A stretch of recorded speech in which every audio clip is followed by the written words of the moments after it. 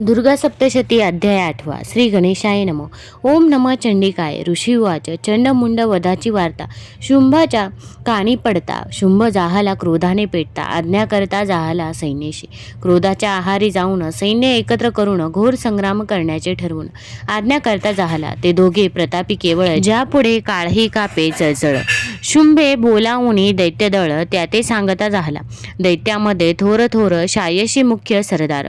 उदायुध नामे असुर किंवा उदायुध असतीजे. दैत्यकुळे 50 प्रबळ कोटी वीर्य नामे केवळ अथवा 50 कोटी सकळ असुर कुळे जाणावी. युद्ध तयारी करुणी त्वरित विराट सैन्याबरोबरी जात सेना त्याची अगणित अधीर होऊन निघाला. शुंभाचा प्रचंड सेना सागर पाहून देवी क्रोधाने गर्जना करून धनुष्याची दोरी खेचून नाद गुंजत जाहला. देवी सिंह क्रोधाने गर्जना करीत अंबिका घंटानाद करी अवरीत. युद्धभूमी तापत वातावरण होतं युद्धाचे. धनुष्याच्या प्रत्यंचा आवाज येत घंटानादाचा. ध्वनी सिंह गर्जनेचा काली जागृत होऊनी विक्राळ तोंडे उघडती जाहली.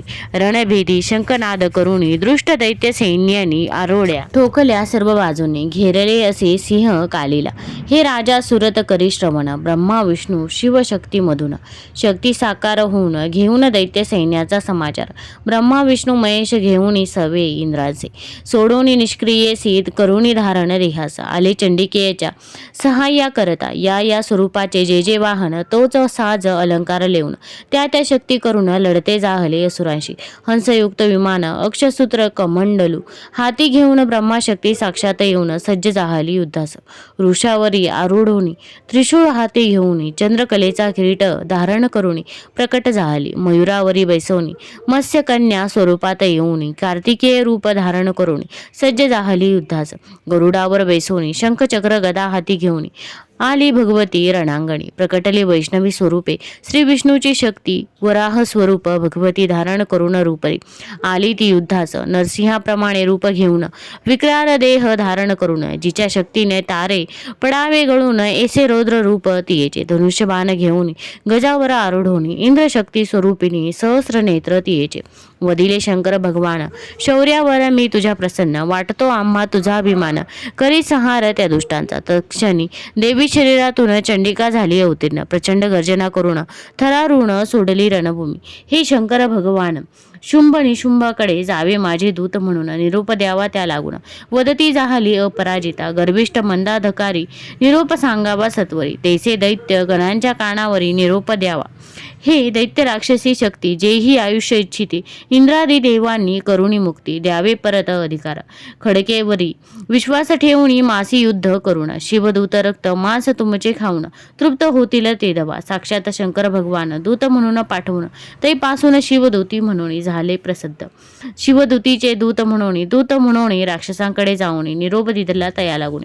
करीते जाहले झुंज दृष्ट महादैत्यांनी लक्षावधी सृष्टी बाणांनी देवीवरी डखे कोणी आरंभ केला युद्धाचा. अनेक शस्त्रांचे प्रहार टाकून देवीच्या अंगावर परतोनी लाविले स्तवर. दैत्य सैन्य हतबल झाले. महाकाली रणांगणात येऊन हाती त्रिशूळ घेऊन दृष्टांवर वार करून नाश करी दैत्यांचा. ब्रह्मानी देवी शत्रू सैन्यात शिंपडून त्यावरी जलपवित्र बळ तेज तयांचे काढून निष्प्रभ केले तयाते. त्रिशूळ धरून महेश्वरी भगवती वैष्णव चक्र घेऊन हाती कौमारी घेऊन कार्तिकेय शक्ती संहार करण्या दैत्यांचा.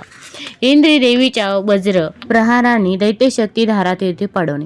रक्तमांस चिखलात लोळवणे भूमीवरी पाडेले. आपल्या चबड्याच्या प्रहाराने दातांच्या तीक्ष्ण सुळ्याने दैत्यांची छाती डखोडवणे चक्राने उडविले शिर.